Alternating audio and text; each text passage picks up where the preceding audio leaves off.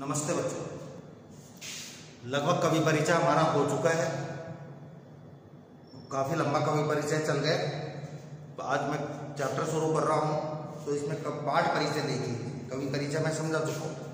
इस पाठ में सूरसागर के भ्रमर गीत से 6 पद लिए गए। सूरसागर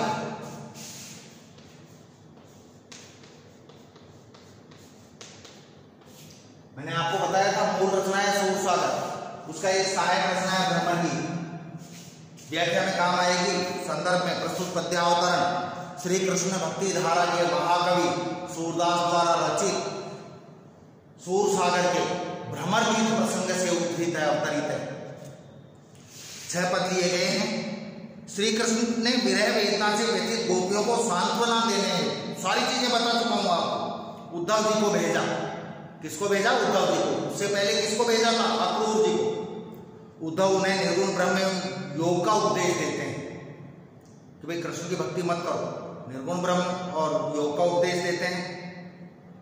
तभी वहां एक भंवरा आता है। तभी वहां पर एक भ्रमर आता है, भंवरा आता है। कहां?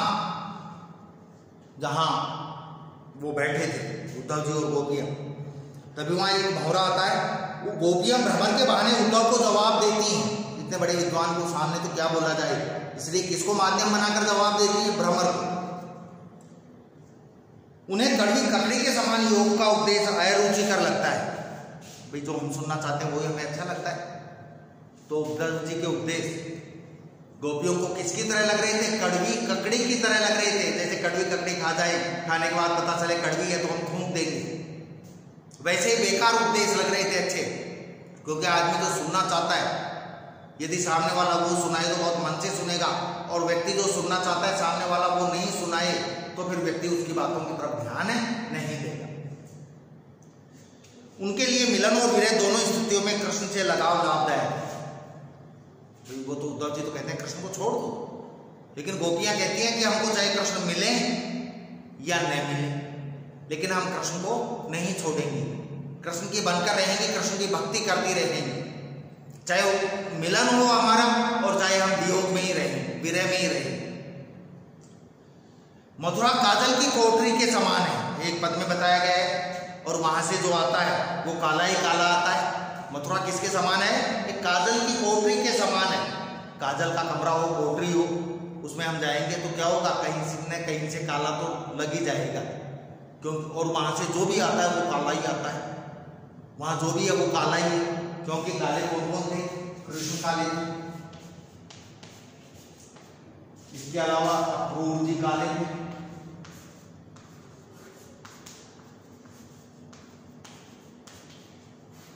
उद्धव जी भी काले थे, भेजने वाले ये स्वयं काले, इनको भेजा ये काले, ये काले, वहां के भंवरे भी काले, मतलब शरीर से भी और मन से भी। उनकी आंखें कृष्ण दर्शन की व्याकुल है, उनको केवल कृष्ण का दर्शन चाहिए। गोपियां उद्धव जी को कहते हैं कि चाहे तुम कुछ भी करो उद्धव जी आप, लेकिन केवल एक बार हमको, केवल एक बार कृष्ण के दर्शन करवा दो। वे निर्गुण ब्रह्म के रूप रंग, भाई वो कहते हैं उद्धव जी कि भाई तुम निर्गुण की भक्ति करो, तो वो कहते हैं कि हम निर्गुण की भक्ति कर लेंगे, लेकिन तुम हमारा कुछ समाधान कर दो। रूप रंग आकार प्रकार, माता पिता पत्नी दासी, क्या खाता है निर्गुण ब्रह्म, क्या पहनता है, कहाँ रहता है, इन प्रश्नों का उत्तर दे दो। क्या उत्तर देते? कोई उत्तर था ही। कृष्ण की याद दिलाने वाले वन उपवन लता वितान, कृष्ण की याद दिलाने वाले, क्योंकि कृष्ण जब गोकुल में रहते थे, वृंदावन में रहते थे, और वो जिस बगीचे में गोपियों के साथ जाते थे, रास रसाते थे, वो जगह वन उपवन लता वितान, लताएं बेलें, वितान घूर्मों, यमुना आदि विरह काल में भीषण संतापदायक बन गए। क्या होता है कि प्रियतम के सानिध्य में, प्रियतम के सानिध्य में जिन चीजों से सुख की प्राप्ति होती है, जिन चीजों से आनंद मिलता है, उसके योग में वो चीजें ही दुख देने वाली हो जाती, क्योंकि वो कृष्ण के साथ यमुना के किनारे जाती, कृष्ण के साथ लताओं में जाती, कदम के पेड़ों के नीचे जाती, डालियों पर चढ़ती खेलती, तालाबों के पास जाती, तो वो सारी चीजें जो कृष्ण के सानिध्य में, कृष्ण के रहने पर जो सुख देती थी, आज वो सारी चीजें दुख देने वाली हो गई। पहला पद, हमारे हरि हारिल की लकड़ी। इस पद में, पहले पद में गोपियां कृष्ण के प्रति अनन्य निष्ठा और प्रेमा भक्ति, कृष्ण के प्रति अनन्य निष्ठा, प्रेमा भक्ति और अपनी वेदना, अपना दुख प्रकट करती हुई कह रही है हमारे हरि हारिल की लकड़ी। कृष्ण को छोड़ने के लिए कहते हैं उद्धव जी, तो गोपियां कहती हैं कि हे उद्धव जी, हमारे जो कृष्ण है ना, जो कृष्ण है हमारे लिए, वो किसकी तरह है? हारिल की लकड़ी की तरह है।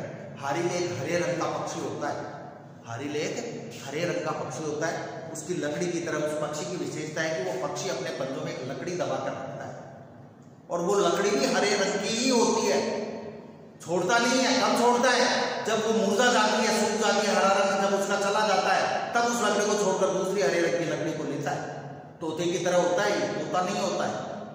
हमारे हरि हारिल की लकड़ी, हमारे लिए जो हरि है वो हारिल की लकड़ी की तरह, यानी हमारा मन तो हारिल है और कृष्ण जो है वो लकड़ी की तरह है। तो जैसे हारिल पक्षी कभी अपने पंजों में दबाई हुई लकड़ी को नहीं त्यागता है, नहीं छोड़ता है, वैसे ही हम भी हारिल पक्षी की लकड़ी की तरह है। हम कृष्ण को कभी भी नहीं छोड़ेंगे, हमारे मन में हमेशा कृष्ण बसा रहेगा, जैसे हारिल के पंजों में हरे रंग की लकड़ी दबी है।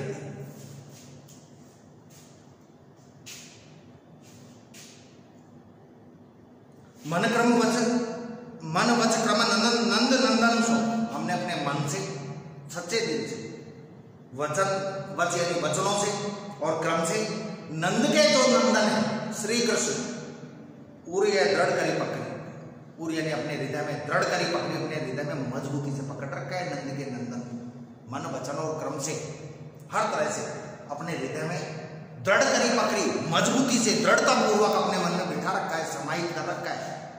तुम्हारे कहने से वो बाहर नहीं निकले। क्या स्थिति हमारी? जागत सोवत सपने, उद्धव जी जागते हुए, जागते हुए, सोवत सोते हुए, सपने में, जागते हुए, सोते हुए, सपने में, सौतुक यानी प्रत्यक्ष, हर समय जागते हुए, सोते हुए, सपने में कृष्ण को हमारी आंखों के सामने प्रत्यक्ष दिखाई देते हैं। कान कान चक्री, हमारे तो कान कान की रट लगी रहती है, जक रट, कृष्ण कृष्ण पुकारते रहते हैं, रट लगी रहती है मन में। कब? जागते हुए, सपने में, सोते हुए, प्रत्यक्ष में, कान कान की रट लगी रहती है हमारे मन में। हम कृष्ण को भुला ही नहीं पाते क्षण भर के लिए, और तुम कहते हो हम उसको भुला दें। और तुम क्या उपदेश देते हो? योग साधना की बात कह रहे हो हमको। सुनते ही जोग लगत ऐसो अली, हे अली, हे भंवरे, या भंवरा कहा जा रहा है उद्धव जी को, भंवरे को माध्यम बनाकर, हे अली, हे भंवरे, हे उद्धव जी, तुम्हारा ये योग की जो बातें हैं, तुम्हारी योग साधना की जो बातें हैं, सुनते ही जोग लगत ऐसो अली, जो कड़वी ककड़ी, जैसे कड़वी ककड़ी लगती है, कड़वी ककड़ी खाने के बाद मुंह खराब हो जाता है, मन खराब हो जाता है, वही स्थिति कड़वी ककड़ी खाने के बाद जो स्थिति होती है, बिल्कुल वो की वो स्थिति तुम्हारे लिए उपदेश सुनकर हमारी हो रही है। सोई व्याधि हम ले आए, वो बीमारी तुम हमारे लिए लेकर आए, योग साधना रूपी बीमारी तुम हमारे लिए ले आए। देखी सुनी न करे, जो हमने कभी देखी नहीं, जो कभी हमने सुनी नहीं, वो बीमारी तुम हमारे लिए ले आए। हम कोई बीमार थोड़े हैं, हमको तो कृष्ण की आवश्यकता है, और तुम हमको हमारे लिए योग की दवा लेकर आए। यह तो सूर, ये योग साधना की बातें, योग की जो बातें हैं, यह तो सूर की नहीं ले दीजिए। सूरदास जी कहते हैं कि योग की बातें तो उनको ले जाकर दो, उनको सुनाओ। किनको? जिनके मन चक्री, जिनका मन चक्री रहता है, चक्री यानी चंचल, जिनका मन स्थिर नहीं रहता। मन स्थिर नहीं रहने का मतलब आज राम की भक्ति कर रहे हैं, कल कृष्ण की कर रहे हैं, परसों हनुमान की कर रहे हैं। जिनका मन चंचल है, जिनका चित्त चंचल है, एक निष्ठ नहीं है, एक जगह नहीं है, उनको ले जाकर ये योग की बात बताओ, सुनाओ, क्योंकि हमारा मन तो वैसे भी स्थिर है, हमको इन बातों की कहीं कोई आवश्यकता नहीं है। इसमें ध्यान रखना बच्चों, अनुप्रास और उपमा अलंकार। कौन सा? अनुप्रास और उपमा अलंकार। अगला जो पद है, हम तो दो भांति फल पाए। गोपियां कह रहे हैं कि उद्धव जी, हमने तो दोनों प्रकार से फल प्राप्त कर लिया है, या तो हमको कृष्ण मिलेंगे और या फिर हमको कृष्ण नहीं मिलेंगे। यदि हमको कृष्ण मिल जाए, यदि हमको कृष्ण की प्राप्ति हो जाए तो भी बहुत अच्छा है, और यदि हमको कृष्ण की प्राप्ति न हो तो भी बहुत अच्छा है। हम तो दो भांति फल पाए। नीचे की लाइन मैं क्लियर कर चुका हूं, जो ब्रजनाथ मिले तो नहीं, यदि ब्रज के जो नाम है स्वामी, कौन? श्री कृष्ण, मिले तो नी को, यदि हमको मिल जाते हैं तो नी को बहुत अच्छा है। ब्रज के स्वामी श्री कृष्ण की यदि हमको प्राप्ति हो जाती है तो नी को बहुत अच्छा है। ना करो जगजस गाय, ना करो नहीं तो जगजस गाय। संसार हमारा ये यशोगान करेगा, हमारे गीत गाय का प्रशंसा करेगा कि यार गोपियों की भक्ति में तो कोई कमी नहीं थी, गोपियों ने अपने प्रयास में कोई कमी नहीं आने दी। संसार के लोग हमारी प्रशंसा करेंगे, हमारी गीत गाएंगे, भाई दोनों ही स्थितियों में लाभ है। कृष्ण की भक्ति करेंगे हम, या तो वो मिलेंगे या नहीं मिलेंगे। यदि मिल गए जब तो हमारा काम पूर्ण हो जाएगा, मनोरथ सब जाएगा कि भाई कृष्ण की प्राप्ति होगी, और नहीं मिले तो भी अच्छा है। संसार के लोग ये कहेंगे कि यार गोपियों की भक्ति में कमी तो नहीं थी। कहे वह गोकुल की गोपी, लोग यही कहेंगे कहाँ वो गोकुल गांव की गोपी, साधारण, गरीब, अनपढ़, कम सुंदर, सब वर्ण हीन लघु जाति, जो हर वर्ण से हीन थी, रूप रंग से रही थी। ऐसा माना जाता है कि राजधानियों की या शहरों की जो लड़कियां होती हैं वो ज्यादा सुंदर होती हैं गांव की लड़कियों की तुलना में, सूरदास के अनुसार।